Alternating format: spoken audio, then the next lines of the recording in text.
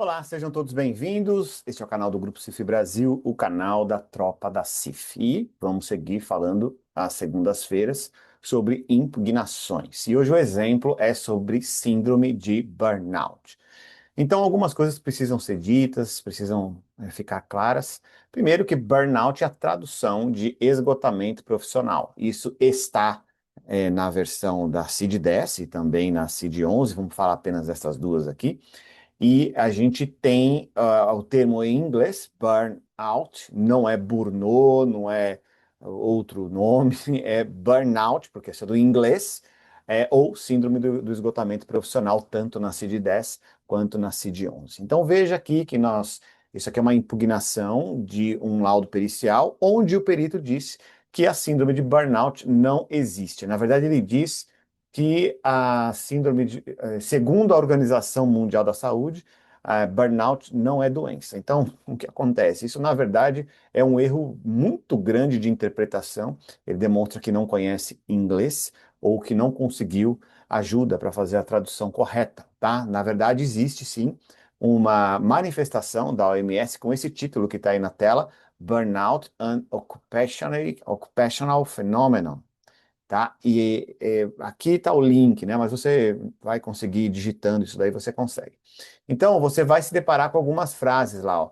Não é uma medical condition. It's not a medical condition. It's described in the chapter. Aqui tem o nome do capítulo, tá? Ela está descrita no capítulo fatores que influenciam o estado de saúde ou que justificam o contato com serviços de saúde. Então, por isso, ela não seria uma doença. Veja, por que isso daqui é uma falta de informação? Se você ler o texto, você vai ver que, na verdade, o que a OMS quer dizer é que ela não faz parte dos capítulos, como o capítulo 1, onde tem as doenças infecciosas, como o capítulo onde tem as doenças respiratórias, visto que é a síndrome de burnout, uma síndrome tão complexa, onde as pessoas manifestam todos os sintomas de forma bem heterogênea, como, por exemplo, a pessoa, além de ter alterações relacionadas à saúde mental, ela também tem alterações cardíacas, ela também tem alterações gastrointestinais, ela também tem alterações urinárias, visto que ela tem o sistema imunológico, né, tem uma queda. Então, na verdade, é uma manifestação plural, ela não cabe em nenhum capítulo. Ela precisa estar no capítulo onde ela está, tá? E não houve nenhuma mudança, tá, de capítulos. O capítulo onde ela está na CID-11 é o mesmo onde ela está na CID-10.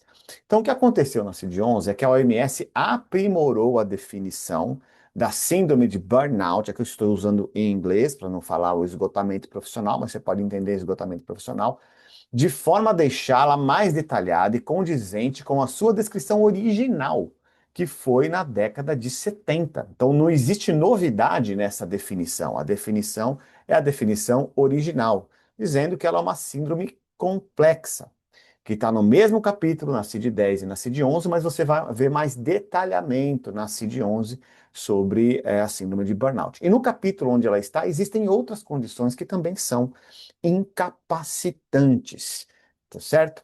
Então, essa justificativa está completamente equivocada, é uma falta de discernimento, de conhecimento do inglês e um erro de interpretação de texto, tá? Então, a matéria menciona tacitamente que a síndrome de burnout é um agravo que tem nexo direto com o trabalho. É isso que a matéria quer dizer. Ela quer dizer que não existe burnout educacional, não existe burnout esportivo, não existe burnout familiar. Burnout é um agravo diretamente, é um problema, uma condição diretamente relacionada ao trabalho, nexo direto. Se tem síndrome de burnout, não há mais o que se discutir sobre nexo, ok? Não tem outra discussão. Se é síndrome de burnout, tem nexo, 100% nexo direto, certo? É isso, tá bom? E aí o que eu sugiro para vocês, o que eu recomendo fortemente para você que é advogado do reclamante, para você que é assistente técnico do reclamante, a partir do momento que você tem absoluta certeza de que se trata de síndrome de burnout, é óbvio, você tem essa certeza, o que você deve pedir? A perícia complexa. Isso você tem que fazer antes da impugnação, né? Eu estou falando aqui sobre impugnação, mas há aqui uma tentativa. Tem que pedir a perícia complexa nos termos do artigo 475 do Código de Processo Civil. Tá? Você não conhece, leia sobre isso e solicite. Pode deferir ou pode não deferir, mas o desembargador lá na frente vai poder te ajudar se você pedir isso na exordial, viu, advogado? Lá no começo. E aqui eu tenho alguns quesitos como exemplos para vocês. Peço que sejam atendidos os seguintes quesitos. A constatação da presença da síndrome de burnout, o que automaticamente indica a existência de nexo de causalidade. Não dá para aceitar que tem síndrome de burnout e dizer que não tem nexo com o trabalho, porque se é burnout, o nexo é direto, ok? É isso que a OMS está dizendo. A tipificação da incapacidade laborativa. O que é tipificação? Quero dizer, vou perguntar se a incapacidade é parcial ou completa, se ela é temporária, permanente ou intermitente, e se ela é uniprofissional, multiprofissional ou omniprofissional.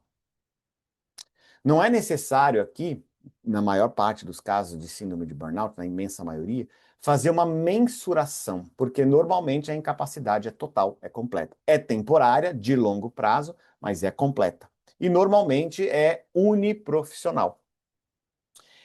Como não precisa medir, quando você está dizendo que a incapacidade é completa, já existe essa constatação, desculpe, essa constatação pela abordagem biopsicossocial com a codificação com a CIF, você não precisa usar instrumentos baseados na CIF para mensuração, visto que você já detectou que é 100%. Você usa instrumentos de mensuração quando é uma incapacidade parcial, para você dizer qual que é a gravidade, né, do caso. Agora, se é uma incapacidade completa, se isso está claro, você não precisa medir. Você deve aplicar a abordagem biopsicossocial e codificar com a CID e com a CIF. Então, aqui isso é a tipificação da incapacidade laborativa. A descrição dos fatores ambientais, identificando as categorias da CIF. A descrição das limitações de atividades e restrições da participação, identificando as categorias da CIF. A descrição das alterações funcionais, englobando os diferentes sistemas corporais envolvidos e identificando com as categorias da CIF. Muito bem, um abraço para vocês e até o nosso próximo encontro.